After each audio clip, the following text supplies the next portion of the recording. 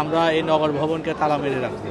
ইশরাকরে শপথ গ্রহণ করানো হোক, আর আসিফ মাহমুদরে পদত্যাগ করে ওই নগর ভবনে তো চলে যাক, ইশরাক মেয়র হিসেবে ঘোষিত করা হোক। আমরা এই আন্দোলন করব না, আমাকে তো আন্দোলন করার দরকার নাই।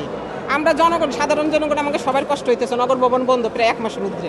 তাহলে এই বন্ধ করার পরেও তারাও কেন এই জায়গা থেকে যাইতেছে না? অবৈধ থাকার পরেও কেন যাইতেছে না? ইশরাকরে অবিলম্বে মেয়র হিসেবে ঘোষণা করা হোক, প্লাস শপথ পড়ানো হোক।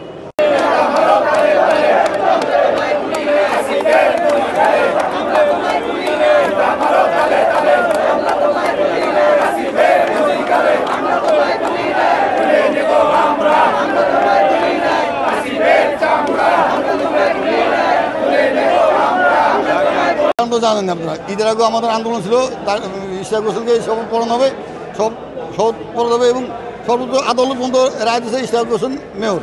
তো নির্বাচন কমিশন পর্যন্ত গ্যাজেট হচ্ছে। তো চিটাগাংয়ের মেয়র যদি ডক্টর সাদত হোসেন সেলিমকে যদি শপথ করে নগর সেবা করার সুযোগ দেওয়া হয়, তাহলে ইশরাকের বেলা বসবো কেন?